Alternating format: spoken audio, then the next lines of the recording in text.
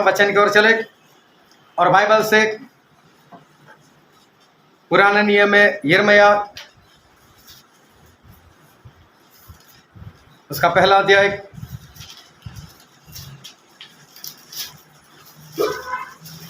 यिर्मयाह का पुस्तक उसका पहला अध्याय, और हम पढ़ेंगे उसके चौथे वचन से लेकर उसके 10 वचन तक। यिर्मयाह 1:4 से 10। यहोवा यह वचन मेरे पास पहुंचा, गर्भ में रखने से पहले ही मैं तुझ पर चित्त लगाया और उत्पन्न होने से पहले ही मैंने तेरा अभिषेक किया। मैंने तुझे जातियों का भविष्यवक्ता ठहराया। तब मैंने कहा, हाय प्रभु यहोवा, देख मैं तो बोलना भी नहीं जानता, क्योंकि मैं लड़का ही हूँ। परंतु यहोवा ने मुझसे कहा, मत कह कि मैं लड़का हूँ, क्योंकि जिस किसी के पास मैं तुझे भेजूं वहाँ तू जाएगा, और जो कुछ मैं तुझे आज्ञा दूं वही तू कहेगा।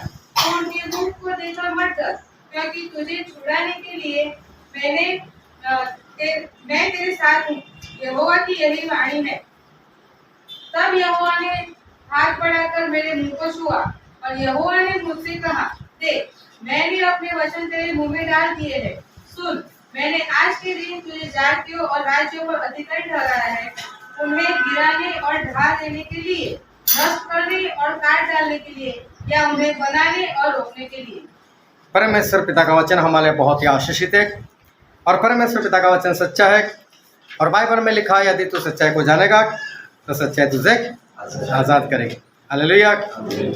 आज एक बार फिर बहुत ध्यान से परमेश्वर के वचन को सुनना, क्योंकि सुनने से विश्वास आता है, और विश्वास में चलने के कारण हम स्वर्गराज के वारिस होते हैं। तो बहुत ध्यान से आज परमेश्वर के वचन को सुनना, क्योंकि हम यहाँ इकट्ठे हुए, इसका कारण एक ही है कि सबसे पहले तो हमको स्वर्ग में जाना है।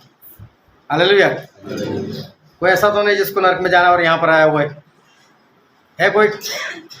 नरक में तो किसी को जाना नहीं है, और नरक में जाने के लिए यहाँ आने की भी जरूरत नहीं है। नरक जाना है तो कुछ भी करने की जरूरत नहीं, जैसा जीवन ऐसा जिया करो। लेकिन स्वर्ग में जाना है तो स्वर्ग में जाने के लिए कुछ करना पड़ता है। स्वर्ग ऐसे इंसान नहीं पहुंच सकता। स्वर्ग में जाने के लिए हमें कुछ करना पड़ता है।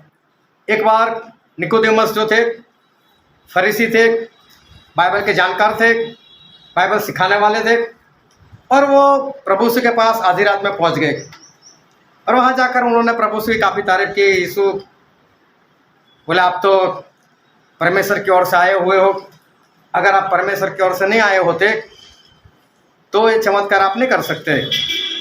तारीफ की। लेकिन ये जो प्रभु से उनको तारीफ से कोई लेना देना नहीं था। वो तो ये देख रहे थे कि मैं यहाँ पर आया क्यों? मैं तो लोगों को बचाने के लिए आया, तारीफ सुनने के लिए नहीं आया। तो प्रभु से निकोदेमस से कुछ कहा, अब प्रभु से निकोदेमस से ऐसा कहा, यूहन्ना 3:3 में लिखा है कि अगर कोई इंसान नया जन्म ना पाए तो वो स्वर्ग राज को देख नहीं सकता। हालेलुया। प्रभु से ने ऐसा कहा कि अगर कोई इंसान नया जन्म ना पाए तो स्वर्ग राज को नहीं देख सकता। इसका मतलब ये कि स्वर्ग को देखना है तो नया जन्म पाना पड़ेगा, कुछ करना पड़ेगा। तो ये जो फरीसी था निकोदेमस, उसे एक सवाल हो गया, क्योंकि खुद बूढ़ा था। वो बूढ़े होंगे तो उनकी माता नहीं होगी, मर गए होगी। जन्म लेने की बात आई तो माता याद आ गई। तो बोले कि प्रभु ऐसा कैसे हो सकता है? क्या कोई बूढ़ा इंसान एक बार फिर से अपनी माँ की कोख से क्या पैदा हो सकता है? कैसा हो सकता है? और तब प्रभु ने एक दूसरी बात बताई कि अगर कोई इंसान जल से और आत्मा से जन्म ना ले तो वो स्वर्ग राज में प्रवेश नहीं कर सकता। हालेलुया। तो प्रभु से स्वर्ग में जाने के लिए एक रास्ता बताया, लेकिन पूरा बाइबल पढ़कर देख लेना। कहीं पर प्रभु ने ऐसा कहा कि नरक में जाने के लिए आपको इतना इतना करना पड़ेगा, कि नरक में जाने के लिए ये करो, वो करो, ऐसा करो, वैसा करो। नरक में जाने के लिए परमेश्वर ने कुछ भी नहीं किया कि आपको ऐसा करना पड़ेगा या आपको ऐसा करना पड़ेगा, कुछ भी प्रभु यीशु ने हमें नरक के बारे में नहीं बताया कि ऐसा करना पड़ेगा। तो स्वर्ग में जाना है तो ध्यान से सुनना, कुछ करना पड़ेगा हमको। मूसा जो परमेश्वर के बहुत बेहतरीन दास हो गए, जिसके बारे में परमेश्वर ने खुद ऐसी गवाही दी कि मूसा के समान भविष्यवक्ता आज तक पूरी धरती पर पैदा नहीं हुआ, इज़राइल में पैदा नहीं हुआ। सोचो, अभी मूसा के समान कोई भविष्यवक्ता इज़राइल में आज तक पैदा नहीं हुआ, तो मूसा कैसे होंगे। परमेश्वर ने मूसा के बारे में बोला कि मूसा वो इस धरती की पीठ के ऊपर सबसे नम्र इंसान है। वह धरती के ऊपर जितने लोग हैं उनमें सबसे ज़्यादा नम्रता अगर किसी में उस वक्त थी तो वो मूसा थे, सबसे ज़्यादा नम्र।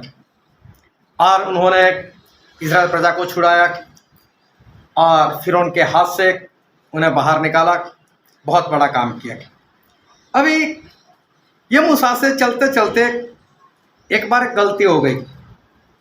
गलती ऐसी हो गई कि इज़राइल लोग हर बार मूसा से कुड़ते थे, कुड़कुड़ाते हुए आते थे, क्रोध करते थे, पानी नहीं है, खाना नहीं है, कुछ भी हो तो वो लोग मूसा के पास आकर उसके विरोध में बातें करते थे, चिल्ला कर बातें करते थे। और इस बार इनको प्यास लगी थी, पानी नहीं था, और एक बार फिर उन्होंने चिल्ला कर बोला कि मूसा हमको प्यासा भरने के लिए लेकर आए। और बार बार सुनने के कारण इस बार मूसा भी क्रोधित हो गए, मूसा को भी क्रोध आ गया। बोला हर बार मैं जो भी आपकी समस्या होते निपटा लेता हूँ, परमेश्वर से बोलता हूँ, परमेश्वर काम भी करते, तो हर बार क्या चिल्ला चिल्ला कराते हो। लेकिन इस बार मूसा क्रोधायमान थे। तो परमेश्वर से बोला कि परमेश्वर ऐसा ऐसा है। तो परमेश्वर ने बोला मूसा अपनी लाठी अपने हाथ में ले और एक सामने चट्टान है, वहाँ पर जा पूरी मंडली को इकट्ठा कर और चट्टान से बोलना पानी दे, और चट्टान तुम्हें पानी देगा।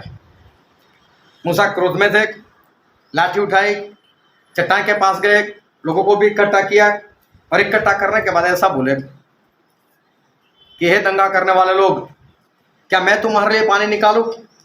और जोरों से 2 लाठी उस चट्टान के ऊपर मार दी। मारने को नहीं बोला था, लेकिन मार दी। पानी तो बहुत निकला, लोगों ने पिया। लेकिन परमेश्वर ने बोला मूसा को कि मूसा,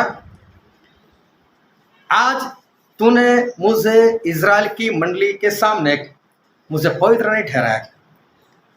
मैं तुझे बोला था मांगना पानी, तूने 2 लाठी क्यों मार दी? तेरी इस गलती के कारण अब तू इज़राइल लोगों को विश्राम के देश में नहीं पहुंच पाएगा, अभी तू रास्ते में खत्म हो जाएगा। एक गलती मूसा को बहुत भारी पड़ी, सिर्फ एक गलती।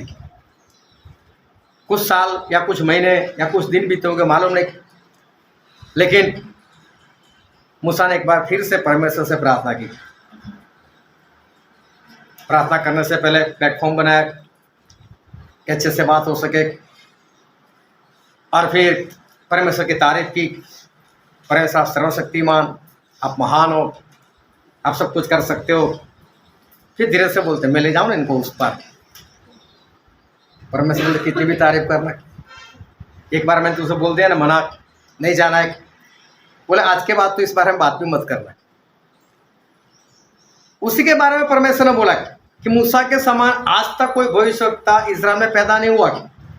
इतने महान परमेश्वर के दास, एक गलती इतनी भारी पड़ी कि मूसा वो इज़राइल लोगों को विश्राम के देश में नहीं ले जा पाए, ना ही खुद उस विश्राम के देश में वो जाने पाए। हालेलुया। एक गलती, बहुत ध्यान से परमेश्वर के वचन को सुनते रहना। दाऊद राजा बचपन से परमेश्वर में चलते थे, अच्छे आज्ञाकारी करते थे, बाजे खुद बनाते थे, खुद बजाते थे, अच्छी आराधना करते थे। उनकी आराधना ऐसी थी कि दुष्ट आत्माएं भाग जाती थी, और बहुत बढ़िया से चलने वाले ये दाऊद। लेकिन दाऊद से 2 बार गलती हो गई। एक बार बादशेबा के कारण, और दूसरी बार लोगों की गिनती करवाई। ये 2 गलती जो है वो हो गई, और ये दोनों गलतियां दाऊद को बहुत भारी पड़ी। पहली गलती में बोला परमेश्वर ने कि दाऊद तेरे जरिए जो बेटा पैदा हुआ पहले तो वो मर जाएगा। 7 दिन तक उपवास प्रार्थना किया, फिर भी परमेश्वर ने मना कर दिया, मरेगा मतलब मरेगा, मर ही गया। तेरे घर में से तलवार उठने वाली है, तेरे विरोध में तेरे घर वाले आएंगे, और उनका सगा बेटा आ गया और दाऊद को भागना पड़ा। वो मुश्किलें बहुत ज़्यादा थी, दाऊद की हालत काफ़ी ख़राब हो गई थी। उसके बाद दाऊद को एक बार ऐसा हुआ कि मैं कितने लोगों के ऊपर राज कर रहा हूँ, चलो गिनती तो करते हैं कितने लाख लोग हैं, कितने करोड़ लोग हैं। और परमेश्वर ने बोला था कि इज़राइल लोग वो प्रजा है कि आप इनकी गिनती नहीं कर सकते। अगर सितारों की गिनती करो तो इनकी गिनती कर सकते हो। अगर समुंदर की रेत जो होती है बालू, अगर उसकी गिनती करो तो आप इज़राइल की गिनती कर सकते हो। लेकिन दाऊद ने काम करना चाहा, शुरू भी किया, फिर दाऊद ने बंद कर दिया। लेकिन ये गलती भी भारी पड़ी और काफ़ी मरी जो है वहाँ पर फैल गई और तकरीबन उस वक्त 70,000 लोग जो है वो मारे गए। दाऊद जिनके बारे में परमेश्वर ने ऐसा बोला था, ये मेरा मन पसंद है, एक धरती पर सबसे नम्र, दूसरा परमेश्वर का दास कि जो परमेश्वर को मन पसंद। दोनों ने गलती की, परमेश्वर ने बाकी का कुछ नहीं देखा, कोई अच्छाई नहीं देखी, लेकिन दोनों को गलती की वजह से बहुत भारी भुगतना पड़ा। परमेश्वर साउल को चुने, लेकिन साउल नहीं चले। 2 साल ठीक चले, फिर बाकी का सारा जीवन वो सही से नहीं चले और पूरी जिंदगी जो है बर्बाद कर दी। परमेश्वर का कहा हुआ नहीं माना और परमेश्वर ने शाऊल को ऐसा बोल दिया कि शाऊल तूने मेरे वचन को तुच्छ जाना, मैं तुझे राजा होने से तुझे जानता हूँ। शाऊल सही से नहीं चले, परमेश्वर ने उसे तुच्छ जाना। पतरस परमेश्वर का बहुत बेहतरीन दास, एक भी गलती नहीं, पवित्र आत्मा आने के बाद लगातार चलते रहे, बढ़ते रहे। जो भी सेवा उनको मिली थी 100% सेवा को पूरा किया उन्होंने। ध्यान से समझते रहना।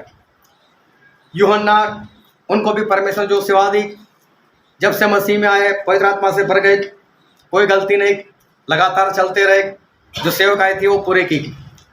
पौलुस जब से मसीह में आए पवित्र आत्मा से भरपूर हुए, कोई गलती नहीं और लगातार वो चलते रहे और सफलता से अपनी सेवकाई जो है वो पूरी की।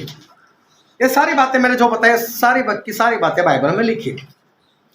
लेकिन इसे बाइबल में लिखा क्यों गया, इसका कारण क्या था, परमेश्वर ने इसको लिखा क्यों? और लिखने का कारण ये था, हम बाइबल से ही पढ़ते, 1 कुरिन्थी उसका 10वां अध्याय उसका 11वां वचन।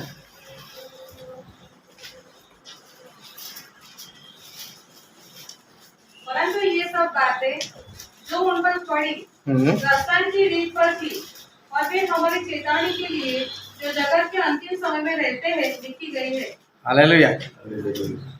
चेतावनी के लिए, किसके लिए लिखी गई है? चेतावनी के लिए लिखी गई। फिर से पढ़ो, आखिरी लाइन क्या लिखी? चेतावनी के लिए, और वे हमारी चेतावनी के लिए हाँ, जो जगत के अंतिम समय में, जो जगत के अंतिम समय में रहते हैं। हालेलुया। अंतिम समय में तो हम हैं। तो ये बात किसके लिए लिखी गई? आज हम यहाँ पर जितने इकट्ठे, समझो कि हमारे लिए लिखा गया है और किसी की बात छोड़ दो। लेकिन जो अंतिम समय में जी रहे उनके लिए सारी बातें लिखी गई। ये चेतावनी के लिए ये बात लिखी गई ताकि हम इसको पढ़े, हम इसको समझे और हमें हमारा चाल चलन कैसा करना है वो हमें पता चले। इसलिए परमेश्वर ने ये सारी बात जो है वो यहाँ पर लिखी, हमारी चेतावनी के कारण। हालेलुया। लेकिन मालूम है, लोग, परमेश्वर के लोग, आत्मिक लोग, विश्वासी लोग किस तरह से इस चेतावनी को ध्यान में लेते, किस तरह से इस चेतावनी को अपने ऊपर लेते। पता है, एक भाई साहब बोल रहे थे, यार मूसा से गलती हुई कितना भुगतना पड़ा, दाऊद से गलती कितना भुगतना पड़ा, बस कुछ करना ही नहीं है हमको। तो फोगट में हमसे गलती हो जाए, दाऊद से गलती हो गई, मूसा से गलती हो, तो हम किस खेत की मूली। हमसे भी गलती हो जाए, और फोकट में भुगतना जाना ही नहीं है, छोड़ो बात छोड़ो, बस बाइबल पढ़ो, प्रार्थना करो, संगति में जाओ, ज़्यादा मत आगे बढ़ो। कई लोग इस तरह से चेतावनी लेते। मैंने उनको बताया, मैंने बोला भाई साहब पतरस ने सेवा नहीं पूरी की, वो तो पतरस, इसमें ऐसी चेतावनी। पौलुस ने नहीं पूरा किया, और वो तो पौलुस थे। बस चेतावनी जिस तरह से लेनी चाहिए, परमेश्वर चेतावनी के लिए लिखा, जो अंतिम समय में उनके लिए लिखा, लेकिन लोग चेतावनी कुछ अलग रीति से लोग ले रहे। कहाँ पतरस, कहाँ पौलुस, और हम कहाँ, और ये सब सोचकर ऐसी चेतावनी लेकर लोग आगे नहीं बढ़ते। जिस तरह से लोगों को आगे बढ़ना चाहिए, ऐसे लोग आगे नहीं बढ़ते। एक भाई साहब ने तो मेरे ऊपर दोष लगाया, वो तेरी वजह से मैं आगे नहीं बढ़ रहा। अच्छी बात है, अगर कोई आगे बढ़ गया है तो वो मेरी वजह से नहीं बढ़ा है, और अगर कोई नहीं बढ़ पाता है तो भी उसमें मैं नहीं हूँ। अगर कोई बढ़ता है तो उसकी मर्जी से बढ़ रहा है, वो उसके चाल चलन से बढ़ रहा है, उसके विश्वास से बढ़ रहा है, उसमें मुझे कोई लेना देना नहीं, उसमें मैं कहीं पर नहीं। और अगर कोई नहीं भी बढ़ पाता तो उसका जिम्मेदार भी वो खुद ही है। इन दोनों बातों में मैं कहीं पर नहीं आता। लेकिन इसलिए ऐसी बातों के कारण मालूम है, परमेश्वर ऐसा कहते हैं बाइबल में कि इंसान को, आत्मिक लोगों को ऐसा बोलते, चींटी से सीखो। मैंने कई बार ये बात बताई कि चींटी से सीखो। अभी देखो, अगर 1000 चींटी आपके ऊपर चढ़ जाएगी, काटती नहीं है, अगर 1000 चींटी आपके ऊपर चढ़ जाएगी, आपको कितना बोझ लगेगा? 1000 चींटी का बोझ कितना होगा? ये जो गर्दन है ना, वो कम से कम 4-5 किलो की, उसको मत हिलाओ। ये जबान 25-30 ग्राम, उसको हिलाओ, कितना बोझ होगा उसका? कुछ भी नहीं। अगर 1,00,000 चींटी हो तो भी कुछ नहीं। अगर 1,00,000 चींटी हमारे सामने आ जाए, उसको मसल में कितना टाइम लगेगा? कुछ भी नहीं। और परमेश्वर क्या बोल, इससे सीखो। मुझे सही में अपमान लगता है, परमेश्वर हमारा अपमान कर रहे हैं कि सीखे, इस चींटियों से सीखे। हम इतने बड़े इंसान, हम इतने महान लोग, वो शब्द से बनाई गई, हम हाथों की रचना, उनमें आत्मा नहीं, हम में आत्मा। वो पढ़ी लिखी नहीं, हम पढ़े लिखे लोग। वो बाइबल नहीं पढ़ती, हम बाइबल पढ़ने वाले लोग। वो प्रार्थना नहीं करते, हम प्रार्थना करने वाले लोग, और हमें उससे सीखना लोग। सही में ऐसा लगता है कि जैसे परमेश्वर अपमान कर रहे हैं, लगता है कि नहीं ऐसा? हालेलुया। हम पढ़ते हैं नीति वचन में, उसका 6 अध्याय, उसका 6 वचन।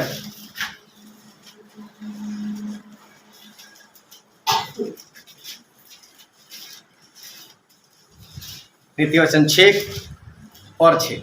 हे आलसी, हे आलसी, चींटियों के पास जा, हाँ, उनके काम पर ध्यान दे और बुद्धि मांगो। हालेलुया। सही में अपमान ही है, लेकिन आलसी लोगों का, सभी का नहीं। आलसी लोगों को परमेश्वर बोलते हैं। फिर से पढ़ो, क्या लिखा है? हे आलसी, हे आलसी, चींटियों के पास जा, चींटियों के पास जा। आलसी तू सीख, जो मेहनत कर उसके लिए परमेश्वर ने बोला। जो वडोदरा से लेकर 45 किलोमीटर बाइक चलाकर आते उनके लिए नहीं लिखा है ना, जो मेहनत करके आते उनके लिए नहीं लिखा। किसके लिए लिखा? जो आलसी है, जो आलसी है उनको परमेश्वर बोलते कि चींटी के पास जा, और चींटी के पास से जाकर सीख। फिर से पढ़ो ये 6 वचन। हे आलसी, चींटियों के पास जा, हाँ, उनके काम पर ध्यान दे। देखो, उनके काम पर ध्यान दे और बुद्धिमान हो। और बुद्धिमान हो, मतलब दूसरी बात है, मूर्ख को कहा है। एक आलसी और एक मूर्ख, ये दोनों को परमेश्वर ऐसा बोलते हैं, चींटियों से सीख। हालेलुया। अभी जो सीखना है वो मैं आपको सिखाना नहीं चाहता कि सिखाओ, सिखाओ या हाँ या ना? हाँ, मतलब सारे आलसी और मूर्ख। क्योंकि आलसी और मूर्ख को सीखना है ना। हालेलुया। चलो आलसी और मूर्ख है कि नहीं वो बाद में देखेंगे, लेकिन सीख तो लेते हैं एक बार।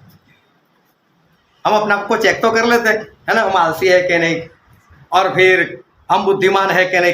तो परमेश्वर क्या बोलते हैं, आलसी और मूर्ख लोग जो है वो चींटियों के पास जाए और सीखे उनसे। पढ़ो फिर से एक बार। हे आलसी, चींटियों के पास जा, हाँ, उनके काम पर ध्यान दे। उनके काम पर ध्यान दे। सबसे पहले चींटियों के काम पर हम ध्यान देते। देखो चींटियों का झुंड नहीं होता, वो लाइन में चलती है। मालूम? हालेलुया। चींटियां कैसे चलती है? लाइन में चलती है, एक के पीछे। कोई चलाने वाला नहीं होता, लेकिन फिर भी लाइन में चलती है। फिर परमेश्वर ऐसा कहते हैं कि उनके काम को ध्यान में ले और चींटियों से सीख। अभी समझो कि कोई चींटी जा रही है, आपकी उंगली तो चींटी से काफी बड़ी है, उसके आगे ऐसे रख दो, कैसे रुक जाती है? रुक जाती है? नहीं रुकती है, रास्ता बदल कर चली जाती है, या तो आपके ऊपर चढ़कर चली जाएगी। लेकिन चींटी सबसे पहले तो रुकती नहीं। हालेलुया। यहाँ बैठे किसी में ताकत है कि चींटियों को मारे बिना उसको रोककर बताए? कोई हो तो हाथ बताओ। है कोई ऐसा इंसान जो चींटी को उसका काम करने से रोक सके मारे बिना? आप उससे ताकत हो तो मार दोगे, मारे बिना आप चींटी को कभी भी नहीं रोक सकते। हालेलुया। अभी ध्यान से समझो। हम पिछले कई दिनों से, कई महीनों से एक बात पर ज्यादा जोर लगा रहे हैं वचन के अंदर। कोई बताएगा किस बात के ऊपर? हाँ, जोर से बोलो। आत्मा जीतने के लिए। और तब से लेकर आज तक फर्क कितना पड़ा? थोड़ा भी नहीं, है ना? अब देखो, चींटी किसी से रुक नहीं सकती, आपको कोई रोक सकता है? किसी में ताकत है तो चींटी को कोई नहीं रोक सकता, तो आपको कोई रोक सकता है क्या? आप चींटी से हजार लाखों करोड़ गुना ज्यादा हो बढ़कर, क्या आपको कोई रोक सकता है? आया ना? कोई रोक सकता है? तो फिर आप क्या हुए? आलसी हुए। इसका मतलब आलसी हो, काम नहीं किया। जबकि चींटी जो है उसको कोई नहीं रोक सकता, एक छोटा सा जीव। हालेलुया। और अगर उसको कोई नहीं रोक सकता तो आप इतने बड़े हो, आपको कौन रोक सकता है? दूसरी बात, चींटी हमेशा जल्दी से चलती है, जैसे भाग रही हो, स्पीड में ही होती। उसको कभी धीरे धीरे चलते हम तो देखते नहीं है, वो स्पीड में हो जाती है।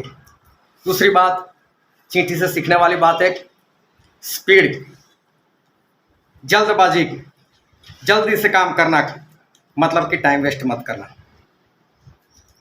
कई बार तो ऐसा होता है कि लोग मुझे लगाने के लिए फ़ोन उठाते, तो फ़ोन उठाते। आजकल के फ़ोन कैसे है, पहले तो उसमें वो साइड में से बटन दबाना पड़ता है, तो फिर वो स्क्रीन पर लाइट होती है।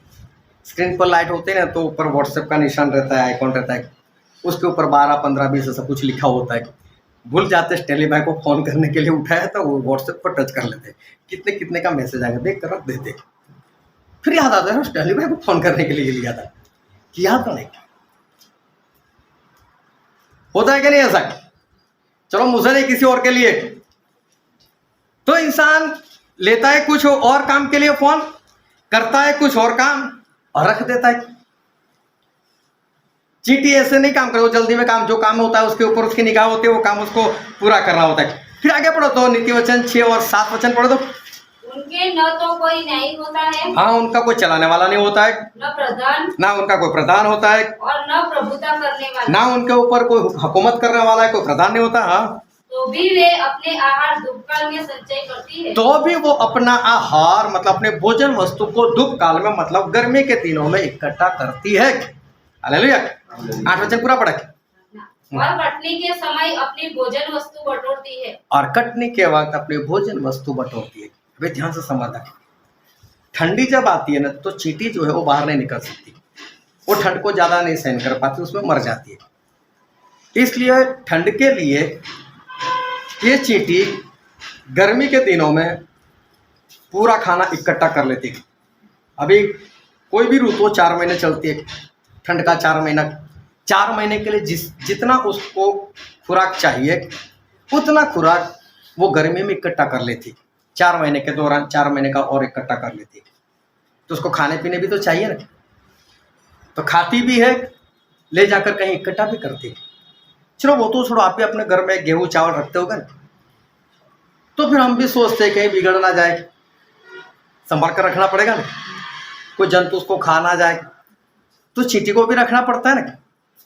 चलो उसकी डिटेल में मुझे नहीं जाना, एक बार इसके ऊपर मैसेज हो चुका है, लेकिन मैं सिर्फ इतना कहना चाहता हूँ कि 4 महीने के लिए वो अपने पास ईमानदारी से और इस तरह से वो खुराक इकट्ठा करते कि खुराक बिगड़ता तक नहीं। और देखना कभी चींटी जो है वो कितना इकट्ठा करती है हमको नहीं मालूम, लेकिन इतना तो इकट्ठा कर लेती है कि 4 महीने तक सर्दी के दिन जो है वो उसके निकल जाए। और परमेश्वर बोलते हैं कि सारी बातें जो है वो आप चींटी से सीखो। तो अब हमें क्या करना है? चींटी इतना करती है तो अभी हमें क्या करना है? सबसे पहले तो हमें अपनी सोच बदलनी, बहुत ध्यान से समझना है। सबसे पहले हमें अपनी सोच जो है बदलनी है। अगर चींटी कर सकती है तो मैं भी कर सकता हूँ। अगर चींटी इतना बोझ उठाती है अपने ऊपर, कई बार तो ऐसा लगता है कि पागल हो गई क्या। जो चीनी होती है ना उसका एक दाना, लेकिन चींटी से बड़ा होता है, ऐसे उठाकर जाती है, ऐसा लगता है कहीं पलट कर गिर ना जाए, है ना। उसका जितना बोझ होता है उससे कई गुना ज़्यादा वो बोझ उठा लेती है। तो चींटी से हमें सीखना है कि अगर वो कर सकती है तो मैं भी कर सकता हूँ। वो जल्दी में काम कर सकती है तो मैं भी कर सकता हूँ। ऐसी कहावत, कीड़ी को कान और हाथी को मन। परमेश्वर जिसको जितना चाहिए उतना दे ही देते। अभी देखो ये तो कहावत है, लेकिन कण का मतलब क्या है? एक बारीक सा सूक्ष्म एक नाप, बहुत सूक्ष्म, बहुत बारीक। अभी समझो कि अगर आपको अपने घर में चीनी इकट्ठा करनी है और एक एक दाना कर कर कर अगर आप इकट्ठा करना चाहो तो कितना टाइम लगता है ना, अगर एक एक कर कर उसको इकट्ठा करना होता है तो। लेकिन इकट्ठा हो तो सकता है ना, ऐसे करने से हो सकता है ना, एक एक बूंद से समुद्र भी बन सकता है ना, एक एक बूंद से बहुत कुछ जो है वो हो सकता है। मैं आज आपको एक छोटी सी बात बताना चाहता हूँ कि एक छोटा चेंज या एक छोटा सा काम वो किस तरह से वो आकार लेता है, और किस तरह से एक छोटा काम जो है वो हमारे जीवन में बड़ा सा काम करते हैं। यहाँ पर बोर्ड पड़ा है, कोई आगे लेकर आओ।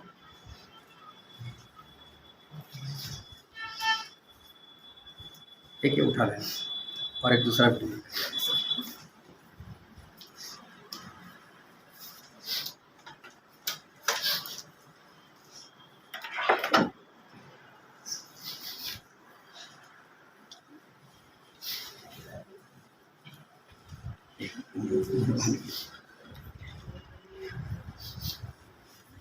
सर किसी को मालूम है कि बाइबल में कितने चैप्टर, किसी को मालूम है टोटल अध्याय कितने? हाँ सर, वो तो पुस्तक हो, चैप्टर है कितना हुआ है? 11,000 हाँ 1189। कितने अध्याय है? आयत कितनी मालूम है?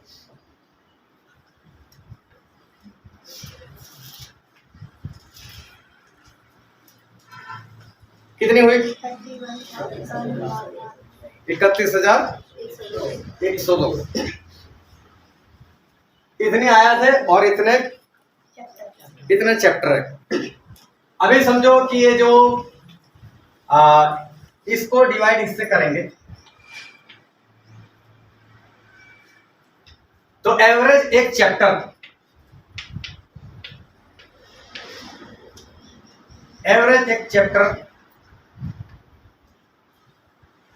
26 आयत का है।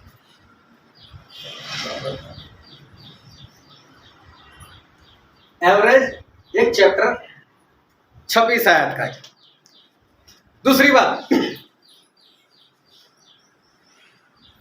कितने पुस्तक? 66 पुस्तक और इतने चैप्टर, 66 पुस्तक। एवरेज निकालो तो एक पुस्तक में 18 चैप्टर है। Average hallelujah. रखो, किसी और को दे दो, किसी और को दे दो।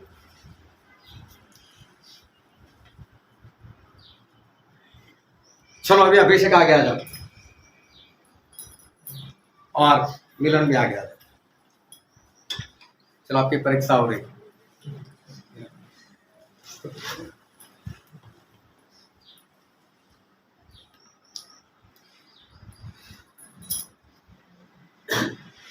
बाइबल पढ़ते हो? दिन में कितना टाइम पढ़ते हो? मतलब 1 घंटा 2 घंटा? 1 घंटा। चलो आप चलो ये आधा घंटा पढ़ते, 1 घंटा पढ़ते, आज पकड़ा गया। एक घंटा और एक आधा घंटा, बहुत फर्क है, आधा फर्क है, 50%। अभी समझ लो कि आज मिलन ने सुन लिया कि मैं आधा ही घंटा पढ़ता हूं और मेरा साथी जो है वो 1 घंटा बाइबल पढ़ता है। अगर आज से सिर्फ एक तय करना है कि सिर्फ 1 मिनट बढ़ाना है, ये पढ़ रहा है 60 मिनट, आपको पढ़ना है 61। एक ही मिनट, रोज की 1 मिनट ज्यादा निकालने। हालेलुया। रोज की 1 मिनट ज्यादा निकालने, उससे ज्यादा नहीं। 1 मिनट से क्या होता है? होता है कुछ? आया ना, बोलो सही। 1 मिनट से क्या होता है? अरे 1 साल में 365 दिन, तो 365 मिनट ये ज्यादा पड़ेगा। अगर सिर्फ इससे 1 ही मिनट ज्यादा बढ़ा दे तो 1 साल में 365 मिनट ये ज्यादा बाइबल पढ़ लेगा। हालेलुया। योगी में आ गया। चलो जबान मत निकालो, जल्दी आ जाओ, बाइबल लेकर आ जाओ।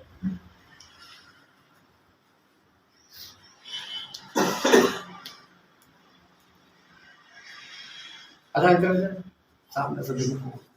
चलो उत्पत्ति 1 निकालो बाइबल से।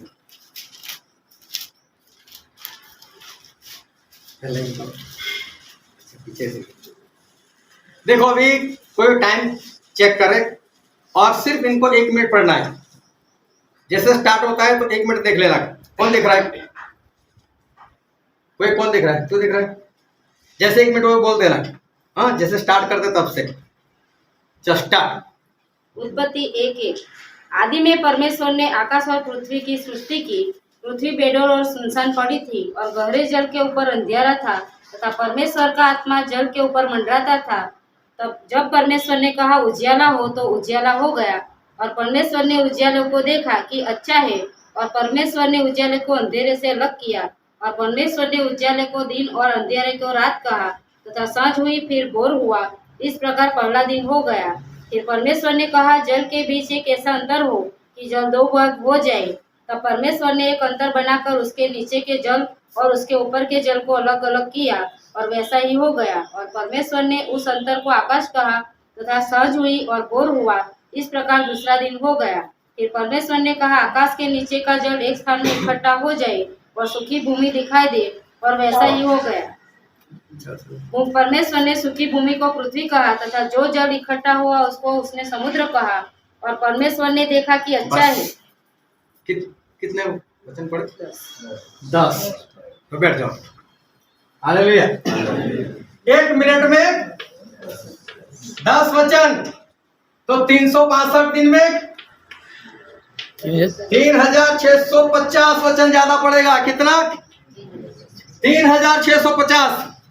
3650 को कोई डिवाइडेड करे 26 से। देखो तो 3650 डिवाइडेड बाय 26। हाँ, 140 चैप्टर ज्यादा पढ़ लेगा, 140 चैप्टर। हालेलुया। अभी इसको डिवाइडेड करो, 140 डिवाइडेड बाय 18, 140 डिवाइडेड बाय 18, 7 पुस्तकें ज्यादा पढ़ लेगा। रोज की 1 मिनट से इतना फर्क पड़ता है। बैठो सभी।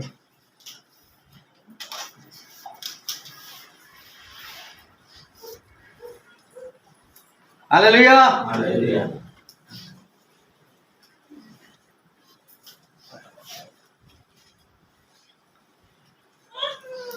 बैठ जाओ सभी अपनी जगह पर और देखो परमेश्वर आज हमसे क्या कहना चाहते। बोर्ड को इधर ही रखो भी, बोर्ड को इधर रखो, बोर्ड तो काम आएगा। है 2 मिनट बस इधर पकड़ कर बैठो ना, खुला इधर बस बस ऐसे। हाँ एक बार कैमरा मार देना, 2 मिनट। Hallelujah hallelujah. सब समझ गए? 1 मिनट ज्यादा पढ़ने से, सोचो, सिर्फ 1 मिनट ज्यादा पढ़ने से 1 साल में 365 मिनट ज्यादा इंसान पढ़ता है। 1 मिनट में एक स्त्री ने 10 वचन पढ़े, 10 वचन के हिसाब से सोचो तो 1 साल में 3650 आयत एक इंसान ज्यादा पढ़ता है, सिर्फ दिन की 1 मिनट निकालने के लिए। हालेलुया। और एवरेज के हिसाब से देखो तो 140 चैप्टर ज्यादा हो गए, 140 अध्याय इंसान ने ज्यादा पढ़ा है, लेकिन रोज का कितना निकाला? 1 मिनट। हालेलुया। और एवरेज के हिसाब से देखो तो 100 कितने 7 पुस्तक से 7 पुस्तक पूरे हो गए सिर्फ 1 मिनट निकालने से। अगर रोज के 10 मिनट निकालेंगे ना तो पूरा बाइबल खत्म हो जाएगा। जो ज्यादा निकाले उसकी बात कर रहा हूं, जो घंटा है वो तो है ही है। समझ में आई बात? लोग समझ रहे कि नहीं? हालेलुया। अभी सोचो, जो इंसान हर रोज ज्यादा ने 1 मिनट वेस्ट करता है, समझ में आ रही बात? जो इंसान 1 मिनट वेस्ट करता है, ए उठो, हाँ उठता, 1 मिनट चली गई। 1 साल की 365 मिनट आपने वेस्ट कर दी। 1 साल के 3650 आयत आपने वेस्ट कर दी। 140 चैप्टर आपने वेस्ट कर दिए। 7 पुस्तक वेस्ट कर दे सिर्फ 1 मिनट की मैं बात करता हूं। और आप अपने लोगों को अच्छे से जानते हो, आप दिन में कितना टाइम वेस्ट करते हो।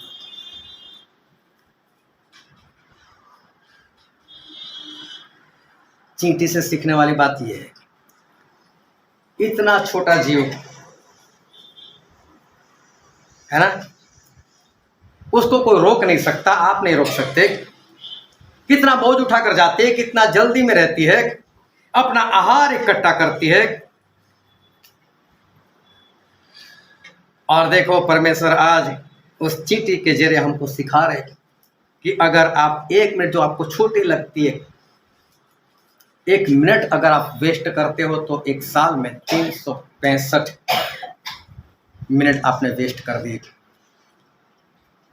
और सभी लोग अपने आप को अच्छे से जानते हो, दिखने में ऐसा लगता है तू मेरे से 1 मिनट ज़्यादा पढ़ता है, उसमें कौन सी बड़ी बात है? फर्क कितना बड़ा नजर आए। हालेलुया। एक छोटी सी बात, लेकिन फर्क कितना ज़्यादा। पहले कुरिन्थी में लिखा है, पहला कुरिन्थी उसका 9वां अध्याय, और वहाँ पर पौलुस कुछ बातें हमको बताते, उसका 24 और 25 वचन पढ़ दो। क्या तुम नहीं जानते कि दौड़ में तो दौड़ते सभी हैं, परंतु इनाम एक ही ले जाता है। देखो पौलुस ऐसा कहते हैं कि दौड़ में बहुत सारे लोग दौड़ते हैं। अभी देखो ये कौन सी आत्मिक बात है? ये आत्मिक बात नहीं है। समझ में आ रहा है ये कौन सी आत्मिक बात है? यहाँ पर पौलुस संसार की बात कर रहे हैं। कि दौड़ने वाले वो बहुत सारे होते जो हिस्सा लेते, लेकिन पढ़ो, परंतु इनाम एक ही ले जाता है। लेकिन इनाम को एक ही ले जाता है। ये एक सांसारिक उदाहरण पौलुस ने दिया। फिर आगे पढ़ो। तुम वैसे ही दौड़ो कि जीतो। आगे। हर एक पहलवान सब प्रकार का संयम करता है। वे तो एक मुरझाने वाले मुकुट को पाने के लिए यह सब करते हैं, परंतु हम तो उस मुकुट के लिए करते हैं जो मुरझाने का नहीं। हालेलुया। यहाँ पर पौलुस ने दो संसार की बातें की, एक पहलवानी करने की और एक दौड़ने की। लेकिन क्या पौलुस ऐसा कहना चाहते कि आप कल से भागना शुरू कर दो, आपको रेस में उतरना है, आपको इनाम जीतना है? क्या पौलुस ऐसा कहना चाहते? क्या पौलुस ऐसा कहना चाहते हैं कि भी कल से पहलवानी शुरू कर दो, एक्सरसाइज शुरू कर दो, आपको लड़ने के लिए जाना है? लेकिन उस संसार के उदाहरण से उन्होंने कुछ सिखाया। हालेलुया। उस संसारिक उदाहरण से कुछ सिखाया। पौलुस कहते हैं कि जो मुझे सामर्थ्य देते हैं उनकी सहायता से मैं सब कुछ कर सकता हूँ। फिलिप्पी 4:13 में लिखा है कि जो पवित्र आत्मा मुझे सामर्थ्य देते हैं उनकी सहायता से मैं सब कुछ कर सकता हूँ।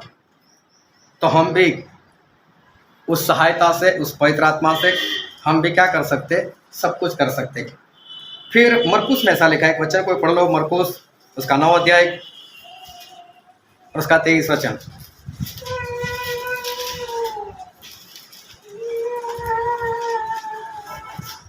मरकुस 9 और 23।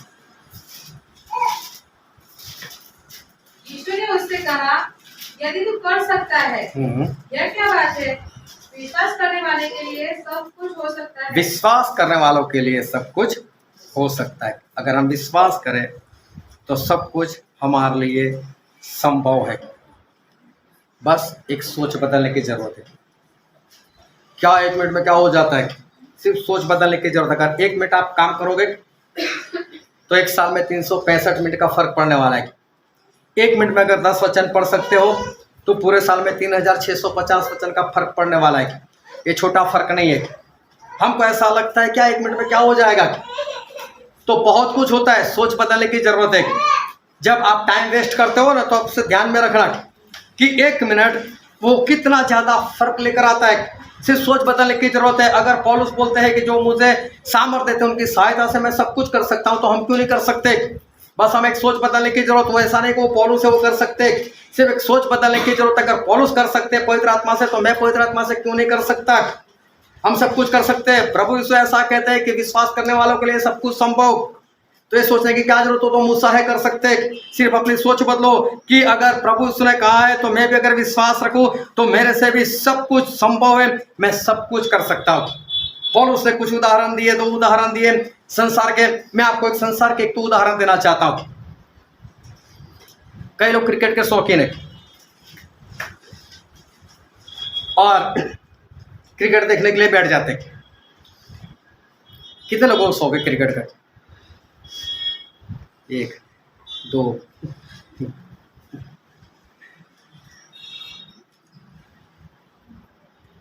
अभी आईपीएल आने वाला है, आऊंगा घर पर देखने के लिए कि चल रहा है कि नहीं।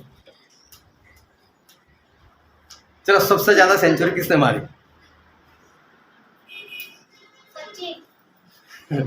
सचिन ने सबसे ज्यादा सेंचुरी मारी। स्मिथ मालूम है कि नहीं? सच बोल रही है। कितनी सेंचुरी मारी?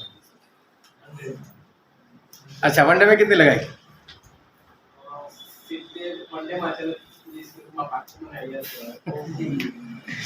49 वनडे में, 51 टेस्ट में, 100 सेंचुरी लगाई। 2010 से पहले वनडे में किसी ने डबल सेंचुरी नहीं लगाई थी।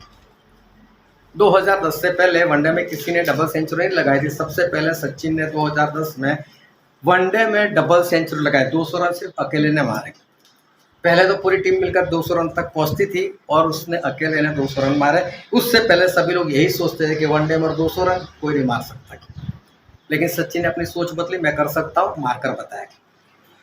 लोगों ने देखा कि हो सकता है ये तो उसके बाद में सहवाग ने भी मार दी, क्रिस गेल ने भी मार दी और मालूम है कितने लोगों ने मारी, लेकिन सचिन ने मार दी। तो लोगों का भरोसा बैठा कि हम लोग भी कर सकते हैं, कर सकता है। सोच बदल दी तो बोले हम भी कर सकते हैं और उन्होंने भी डबल सेंचुरी जो है वो वनडे में लगा दी। हालेलुया। बहुत ध्यान से परमेश्वर के वचन को सुनते रहना। एक इंसान था, वो घर में बैठा था, थोड़ा गरीब था, और गरीब था, वो चाय पीने के लिए बैठा था। उसके घर में चूहे काफी थे, तो ऐसे टेबल पड़ा था, टेबल के ऊपर चाय का कप पड़ा था, और टेबल के ऊपर एक कपड़ा जो था वो नीचे की ओर लटक रहा था, और ये बैठा था और सिप लगा रहा था और चाय का कप ऐसे रखता था। तब एक चूहा आया। चूहा इसकी निगाहें पड़ गई, तो देखने लगा चूहा क्या कर रहा है। तो चूहा वो कपड़े के जरे ऊपर चढ़ा, और ऊपर चढ़ा, इधर उधर देखा, कप के पास गया, कप के ऊपर चढ़ गया, अंदर देखा, एक सिप मारा, भाग गया, उसी कपड़े से उतर गया।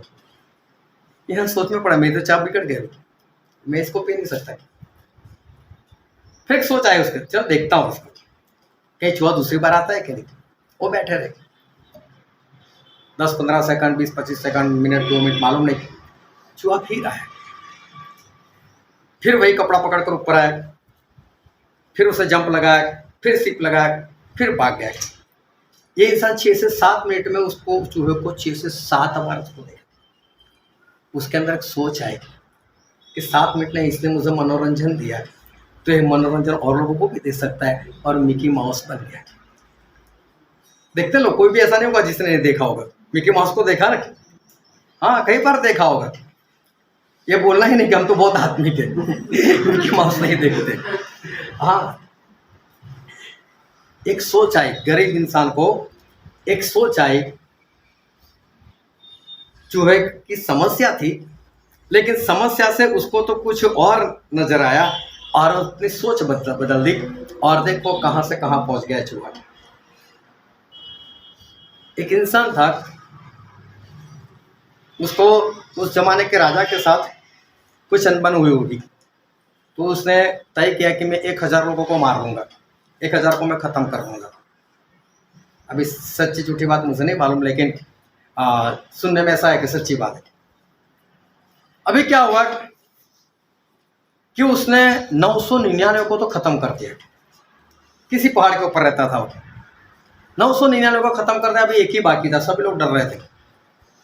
वो जिस पहाड़ पे रहा, चारों ओर जो भी रास्ता जाता था, सभी जगह पर सभी गांव वालों ने एक दरवाजा लगा दिया, लिख दिया कि यहाँ पर जाना मत, खतरे से खाली नहीं है। यहाँ पर ये ऐसा इंसान रहता है, 1000 को मारने का प्रण लिया उसने, 999 को ख़त्म कर दिया, एक ही बाकी है। राजा भी डरता था कहीं मेरा नंबर ना लग जाए, राजा भी खुद वहाँ से नहीं जाता था। एक बार कोई संत वहाँ से निकले, और साथ में उनके चेले थे, और जैसे वहाँ से जा रहे थे, संत को उसको चेले ने संत को रोका, संत रुक जाओ। बोले क्या है? तो बोले नहीं, ये तो मार देगा। यहाँ पर ऐसा एक ऐसा इंसान रहता है जो मार देता है, 1000 को मारने की प्रतिज्ञा की है, 999 खत्म हो गए, एक ही बाकी है, अभी आप गए तो खत्म। बोला अगर तूने नहीं बोला तो अच्छा था, तो मैं नहीं जाता है, लेकिन तूने ऐसा बोला तो मैं उसे जाना है, उसको मिलना है, देखता हूँ मैं कैसा है कैसा है। अभी संत गए, और वो सामने मिला, संत के चेहरे पर मालूम नहीं परमेश्वर का कुछ तेज, कुछ रोशनी, परमेश्वर को लोग पहचाने जाते। तो उसने देखा, बोले बिना डरे बिंदास से कैसा आ रहा है, जबकि सभी को मालूम है। उसे जोरों सा लगे, पीछे मुड़ जा, वापस मुड़ जा, मैं सभी को मार देता हूँ, वापस मुड़। इसे सोचा कि मार देना चाहिए था, मारता तो है नहीं। कुछ विश्वास बढ़ा और आगे बढ़ा, हे मैं तुझे बोलता हूँ भाग जा यहाँ से, 999 को खत्म कर दिया, एक ही बाकी है, कोई बात नहीं, आज तू मुझे मार दे। और पास में जाते हैं, ये उनको देखकर मालूम अंदर से उसको डर लग रहा है कि ये कौन है जो मेरे सामने आ रहा है। अरे बोलता है मैं तुझे बोलता हूँ भाग जा, मैं मौका देता हूँ भाग जा। बोले नहीं, आज तू मुझे खत्म ही कर दे, और आगे बढ़ा। और उसने जो भी उसके पास हथियारों का ऐसा उठा लिया, निकाल लिया उसको, बोले भाग जा, नहीं तो मैं तुझे मार दूंगा। 999 को खत्म कर चुका, कोई बात नहीं, आज 1000वां नंबर मेरा, मुझे मार दे, लेकिन पहले काम कर दे। मुझे मारने से पहले वो जो पेड़ है ना, उसकी जो ऊपर वाली डाली है ना, उसको आगे से इतने काट कर लेकर आ मेरे पास, फिर मुझे मार दे। वो लेकर आए। बोले इससे क्या होगा तेरा? बोले कुछ नहीं, वापस जाकर ज्वाइन कर दो उसको। बोले पागल है क्या, ये ज्वाइंट नहीं होती? और दास ने इतना ही बोला, 999 की गर्दन उड़ाना आसान है, एक का जुड़ना भी बहुत मुश्किल है। नहीं जोड़ पाएगा। बस इस इंसान की सोच बदल गई कि मैं मारने वाला हूँ, काटने वाला हूँ, सोच बदल गई, उसे अपना जीवन सुधार ले, इसके पीछे चल पड़ा और इसके साथ उसको गुरु बनाकर उसके साथ वो रहने लग गया। बस सोच बदलो अपनी, मैं नहीं कर सकता, ऐसा नहीं हो सकता, 1 मिनट से क्या होता है, ये सारी जो सोच है ना, वो सोच बदल दो बस। लेकिन इंसान मालूम है कैसा है? इंसान चंचल है। चंचल का मतलब मालूम है? आज कुछ बोलेगा, कल कुछ और करेगा, स्थिर नहीं रहता, उसको चंचल बोलते। प्रभु यीशु को चट्टान बोला गया बाइबल में कि सभी लोगों ने एक ही आत्मिक चट्टान का पानी पिया, और वो चट्टान कौन थे? प्रभु यीशु। जितने लोग परमेश्वर की बातें सुनते और मानते, उनको ऐसे अच्छे इंसान, बुद्धिमान इंसान की तुलना की गई है कि वो चट्टान पर अपना घर बनाता है। और फिर क्या होता है? आंधी आती है, तूफान आता है, बाढ़ आती है, लेकिन उस घर को कुछ नहीं होता, क्योंकि कहाँ पर बना है? चट्टान पर, प्रभु यीशु ने बनाया। लेकिन जो प्रभु यीशु की बातें को सुनता है लेकिन मानता नहीं, वो कैसा है? एक मूर्ख इंसान के समान। और मूर्ख इंसान क्या करता है? रेत के ऊपर अपना घर बनाता है, बाढ़ आती है, आंधी आती है, तूफान, दोनों के ऊपर तूफान आया, लेकिन जब इसके ऊपर आया तो ये घर जो है वो गिर गया, क्योंकि उसकी नींव जो थी वो नींव चट्टान में नहीं थी, रेत में थी, और इसलिए खत्म हो गई। इसको बोलते चंचल। जो स्थिर नहीं रह सकता वो है चंचल, वो एक जगह पर टिका नहीं रह सकता, उसको कहते हैं चंचल। कोई भी आंधी, कोई भी तूफान किसी को नहीं हिला सकता, तो वो स्थिर है।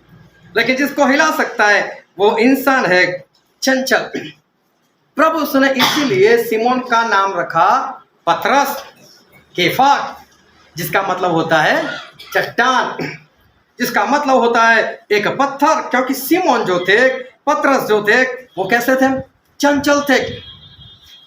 प्रभु यीशु बोलते मैं कौन हूं? बोले तू परमेश्वर का पुत्र। बोले तेरे साथ तो परमेश्वर ने बात की, प्रभु यीशु ने ऐसा बोला, और दूसरे पल में शैतान आ गया, हे प्रभु तेरे साथ ऐसा ना हो। कितना चंचल! एक पल में पिता परमेश्वर को अंदर लेते हैं, दूसरे पल में शैतान को अपने अंदर ले लेते। हे प्रभु मैं तेरे लिए मरने के लिए तैयार। और जैसे ये लोग पकड़ने के लिए आए, पतरस छोड़कर भाग गया, चंचल। प्रभु मैं आपका इनकार तो नहीं करूंगा, चाहे जेल में जाना पड़े। लेकिन जेल तो छोड़ो, भाग गया वो तो, और 3 बार इनकार भी कर दे, चंचल थे वो। पतरस वो चंचल थे। प्रभु यीशु से पूछा, प्रभु यीशु मैं कितनी बार मेरे भाई को माफ करूं? तो प्रभु यीशु ने बताया कि 70 गुना। और उसी पतरस ने एक तलवार लेकर किसी का कान काट दिया। हालेलुया। पतरस चंचल थे, पतरस चंचल थे। तो परमेश्वर ने बताया कि तेरा नाम अब से पत्थर, केफा, ये जो चंचल है उसको तो निकाल दे। लोग बोलते हैं कुछ, लेकिन कर नहीं सकते। ऐसा भी नहीं कि लोग 100% कहा हुआ नहीं करते, कुछ कुछ काम कर भी लेते, लेकिन जिस तरह से करना चाहिए उस तरह से काम नहीं करते। एक भाई साहब ने मुझसे बताया, स्टैनली भाई इस बार तो मैं तुझे बता दूंगा मैं कैसे काम करता हूँ। कुछ वक्त के बाद फिर मिला, स्टैनली भाई इस बार तो मैं आपको बता ही दूंगा, और कोई बातें बता दे। कुछ वक्त के बाद फिर मिला, स्टैनली भाई मैं आपको बता दूंगा इस बार तो। अभी भी मिलेगा तो अभी ऐसा ही बोलेगा मुझे। मैं वही देखना चाहता हूँ बरसों से कि कभी तो दिखा मेरा भाई, दिखाने की बात कराए, कभी तो दिखा, अपनी बात पर अटल नहीं, चंचल इंसान होते। एक बहन ने मुझे बोला प्रार्थना करो मैं चंगी हो जाऊँ। मैंने बोला अगर प्रार्थना से नहीं हुआ तो बोला अस्पताल है ना। चंचल। और बाइबल में जो चंचल होते उसको बाइबल में ऐसा कहते हैं, 2 मन वाले। प्रार्थना भी, अस्पताल भी, माफ करने की भी बात, तलवार चलाने की भी बात, जेल में भी जाने की बात, 3 बार इनकार करने की बात। ऐसे लोगों को बाइबल में 2 मन वाले कहते हैं। हिंदी में कहते हैं 2 चित्ते लोग। ऐसे लोग, और परमेश्वर ऐसे लोगों को पसंद नहीं करते। वो ध्यान समझा, 2 मन वाले को परमेश्वर कभी पसंद नहीं करते। और लिखा याकूब की पत्री में उसका पहला अध्याय, उसका 8 वचन।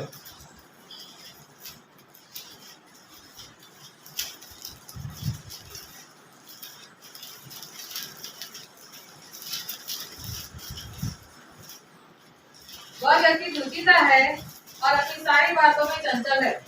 हाँ, 7 से पढ़ दो, 6 से ही पढ़ो, 6 से ही पढ़ो। पर विश्वास से मांगे और कुछ संदेह न करे। देखो, इंसान मांगे अगर परमेश्वर से तो बोले विश्वास से मांगे, संदेह ना रखे। क्योंकि संदेह करने वाला समुद्र की लहर के समान है। क्योंकि संदेह करने वाला, शक करने वाला समुद्र की लहर के समान है, जो हवा से बहती और उछलती है। हाँ, जो हवा से बहती है, कैसे भाग कर आती है लहर। ऐसा लगता है कि समुद्र को क्रॉस कर बाहर निकल जाएगी, लेकिन बाहर आकर दम तोड़ देती है और फिर वापस जहां से आई वैसे। तो बोले 2 मन वाला इंसान ऐसा होता है। फिर आगे पढ़ो। ऐसा मनुष्य यह न समझे हाँ। कि मुझे प्रभु से कुछ मिलेगा। ऐसा ये ना समझे कि मुझे परमेश्वर से कुछ मिलेगा। वह व्यक्ति दुखीता है, वो दुचित्ता है और अपनी सारी बातों में चंचल है। वो सारी बातों में चंचल है, वो स्थिर नहीं, समुद्र के लहर के समान बोलता है लेकिन करता नहीं, जो बोलता है ऐसा होता नहीं उससे, ये चंचल है। फिर उसका 4 का 8 पढ़ो तो, याकूब 4 और 8। परमेश्वर के निकट आओ तो वह भी तुम्हारे निकट आएगा। हे पापियों अपने हाथ शुद्ध करो। हे पापियों अपने हाथ शुद्ध करो। और हे दुचित्ते, हे दुचित्ते, 2 मन वाले लोग, हे दुचित्ते लोगों, हाँ। अपने हृदय को पवित्र करो। फिर से पढ़ो, अपने हृदय को पवित्र करो। पवित्र करो। 2 मन मतलब अशुद्ध दिल। वो ध्यान से समझना, आज एक बात, एक पाप आपको याद दिला रहा हूँ। 1 मिनट वेस्ट मतलब परमेश्वर का बहुत सारा समय खा जाते हैं। 2 मन बोलते हैं लेकिन करते नहीं। हालेलुया। उठाते हो ना हाथ, ऐसा करूंगा, इतने को लेकर आऊंगा, ये करूंगा, वो करूंगा, होता नहीं है। ये अशुद्ध मन वाले लोग हैं, इनके मन शुद्ध नहीं है। परमेश्वर बोलते हैं 2 चित्ते लोग, 2 मन वाले लोग, अपने मन को क्या करो, शुद्ध करो। जो कह कर नहीं कर सकता वो अशुद्ध मन वाला है। फिर भजन संहिता में लिखा है उसका 119 और उसका 113 वचन।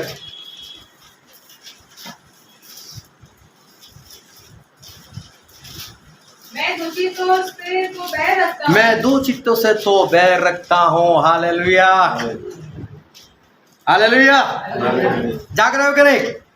हालेलुया। 2 चित्तों से परमेश्वर क्या करते हैं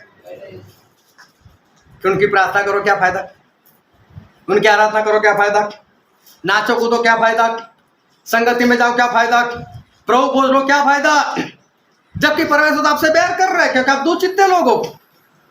आप क्या करते नहीं है, चंचल हो, तो परमेश्वर तो आपसे बैर रखते। और जिनसे परमेश्वर बैर रखते उनको कहां पर भेजेंगे, कहां पर भेजेंगे? हालेलुया।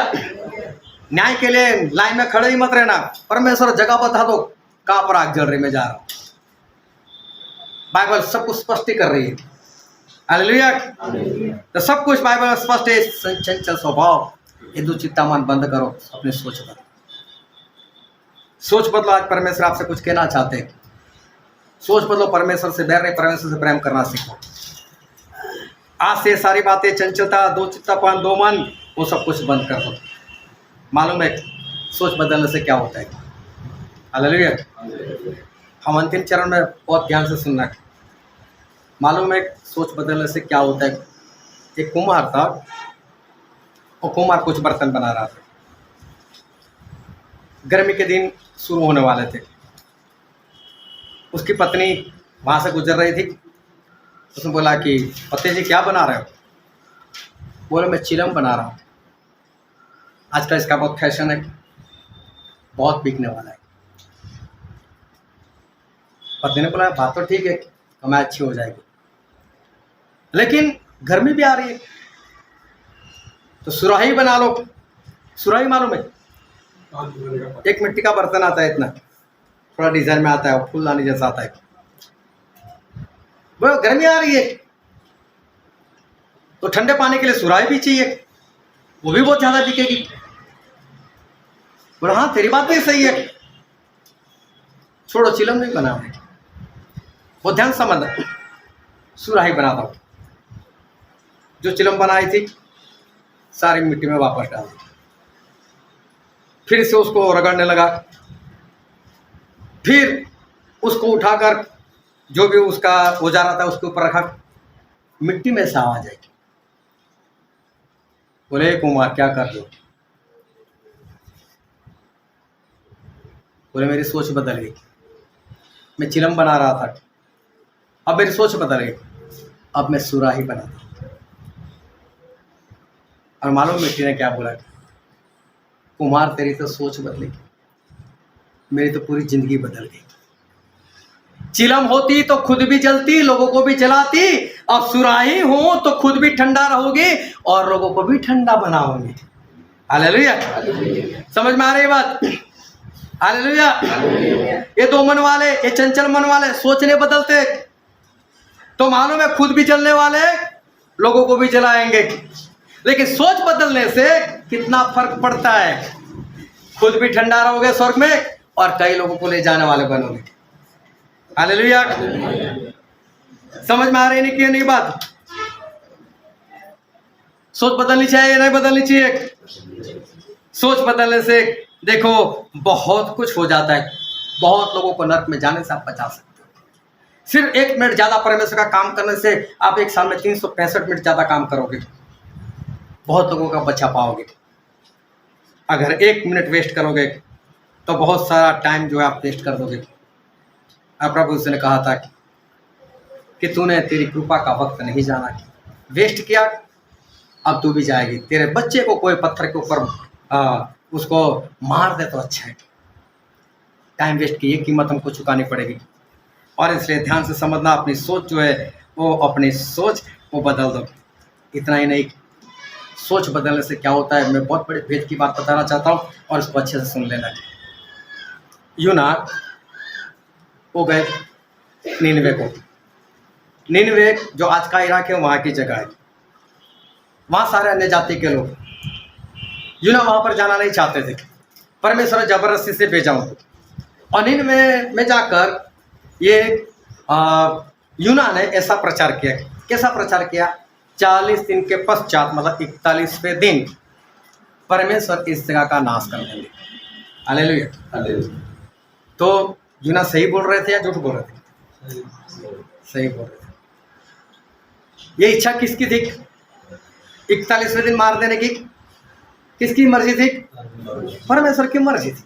बहुत ध्यान से समझना। आज मैं आपको इसलिए पूछ रहा हूं ताकि आपको समझ में आए कि बात क्या हो रही है। यूना वहां पर गए, उन्होंने ऐसा प्रचार किया कि आज से 40 दिन के बाद, मतलब 41वें दिन ऐसा होगा कि मेरे परमेश्वर तुम सभी लोगों का नाश कर देंगे। वहां पर तकरीबन थे 1,20,000 लोग। हालेलुया। जैसे उन्होंने यूना का प्रचार सुना, सभी लोगों ने अपनी सोच बदली ना। मरना नहीं है, पाप नहीं करना है, परमेश्वर आग डाल देंगे, या तो पानी लेकर आएंगे, ना डूबकर मरना है ना आग से जलकर मरना है। सोच बदली इन्होंने।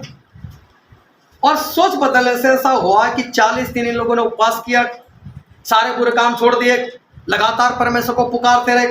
40 दिन खाएंगे नहीं, पिएंगे नहीं तो नींद क्या आने वाली है। रात दिन परमेश्वर को पुकार करते रहे। और यूना नबी वो तो सामने एक पहाड़ पर जाकर बैठ गए। 41वें दिन इनको देखता हूँ। और 41वें दिन क्या हुआ था? कोई पढ़ो तो यूना की पुस्तक, उसका 3रा अध्याय, उसका 10 वचन पढ़ो तो।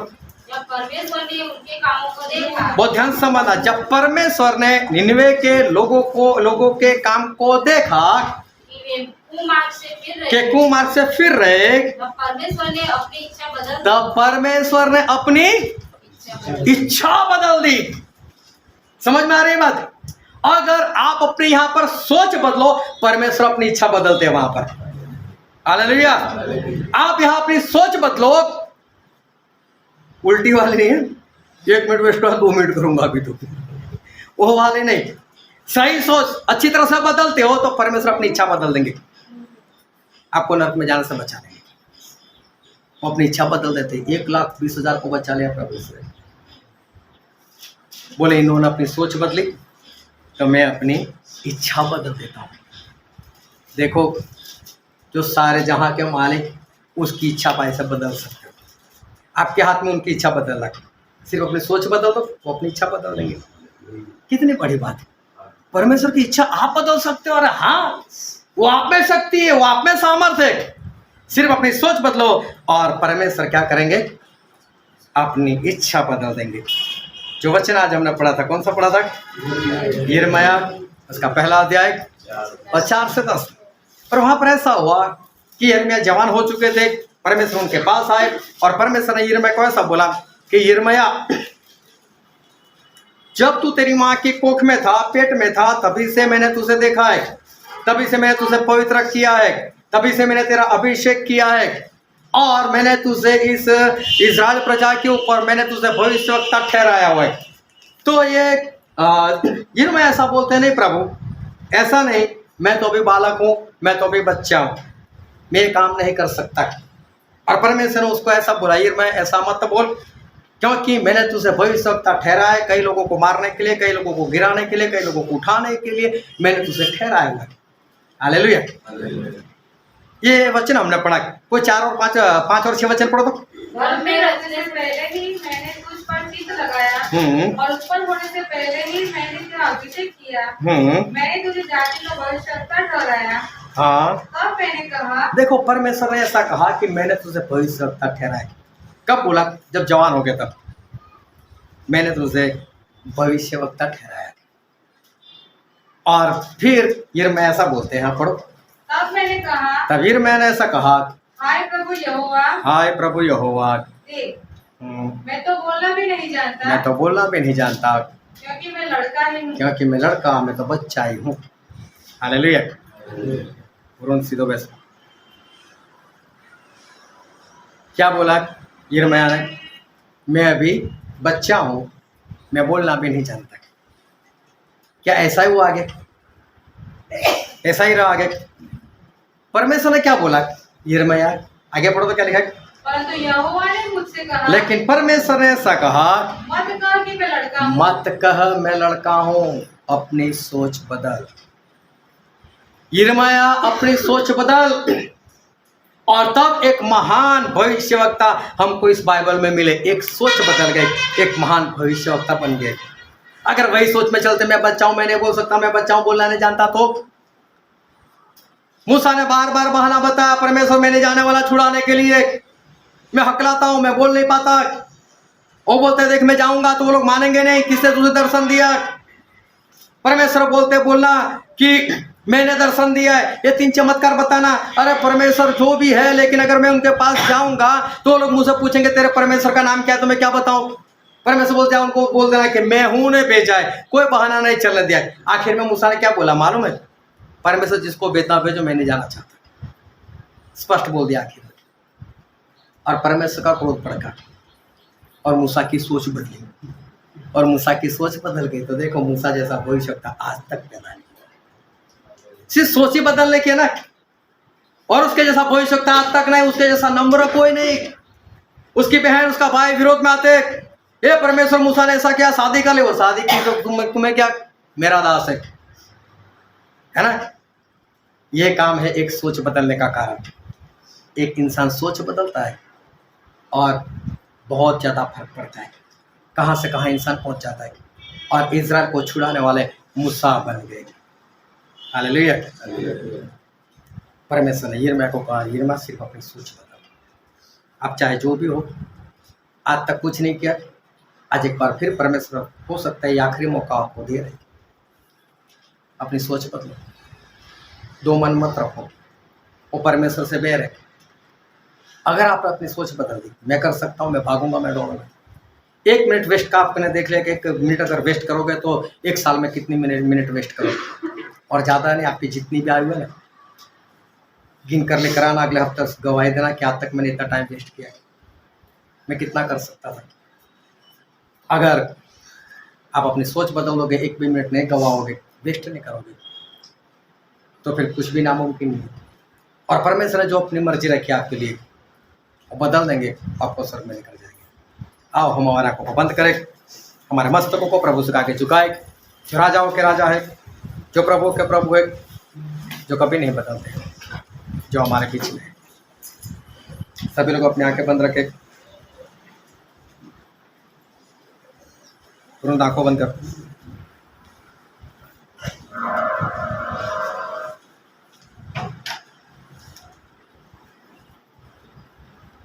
कोई इधर उधर ना देखे। मेरे प्रियो,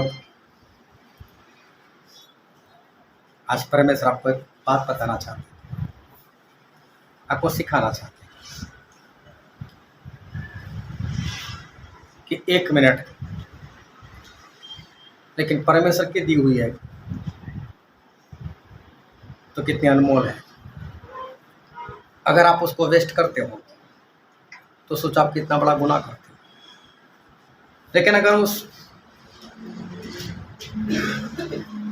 1 मिनट का इस्तेमाल करते हो तो देखो आप कितना बड़ा काम कर लेते हो। 2 चीज़ें लोग बोलते कुछ करते कुछ हो। परमेश्वर बोलते मैं 2 चीज़ों से बैर रखता हूँ।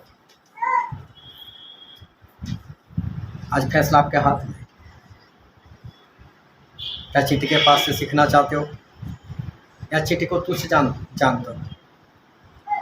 आज चींटी आप लोगों को सिखा रही है आलस छोड़ो। अगर उससे कोई नहीं रोक सकता तो आपको कौन रोकने वाला? आत्मा जीतने से आपको कोई नहीं रोक सकता। सिर्फ अपने काम में 1 मिनट बढ़ाओ, बाइबल पढ़ने में 1 मिनट बढ़ाओ, प्रार्थना करने में 1 मिनट बढ़ाओ, और देखो परमेश्वर अपनी इच्छा बदल देंगे आपके लिए। जिस तरह से परमेश्वर ने के लोगों को बचा लिया आपको भी बचा लेंगे। वो अपनी इच्छा बदल देंगे। परमेश्वर की इच्छा को बदलना आपके हाथ में। आप सब कुछ कर सकते हो अगर करना चाहो तो। वचन समझने के लिए, ग्रहण करने के लिए, उसके अनुसार चलने के लिए प्रभु यीशु की कृपा हम सभी पर होना पाए।